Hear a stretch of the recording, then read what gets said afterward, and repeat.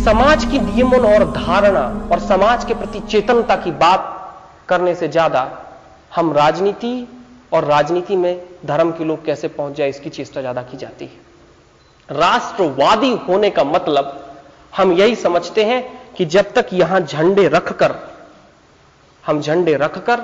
जब तक राजनीति के मैदानों में और संसदें क्या तय कर रही हैं अगर उसकी बात न करें तब तक धर्म का होना हुआ ही नहीं।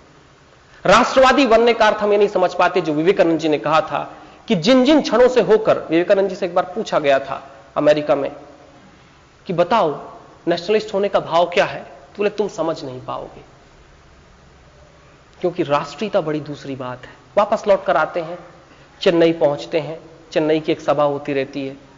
चूंकि पेपर पर बहुत दिनों बाद उस समय मिलते थे, वही सवाल किया जाता है कि साहब तुमने वहां तो उत्तर नहीं दिया था, बताओ ना राष्ट्रीयता होने का मतलब क्या है, भाव क्या है। बोले हाँ ये समय बता सकता हूं। विवेकानंद जी ने कहा था कि राष्ट्रीयता वो भावना है जहां हम जीवन के महाआदर्शों से अनुभव लेकर समाज के बीच हम बांट क्या सकते हैं, अपने भूक्षेत्र को हम दे क्या सकते हैं। जब हम उस क्षेत्र में कार्य करते हैं तो वो राष्ट्रीयता होती है।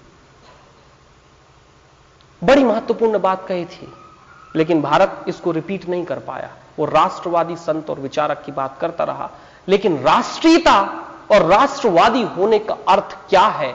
विवेकानंद जी का कहना यह था कि जो महान दान की परंपरा धर्म की रही है ना, कि हमने जो पाया हम जाकर सामने वाले को थोड़ा दे देते हैं। विवेकानंद जी वही बात कह रहे हैं कि तुमने जो महान जीवन के आदर्शों से जो पाया, समाज के बीच अगर थोड़ा बहुत दे दो तो तुम्हारी राष्ट्रीयता घटित हो गई। यही राष्ट्रवादिता है। इसकी बात हम कम से कम करते रहे।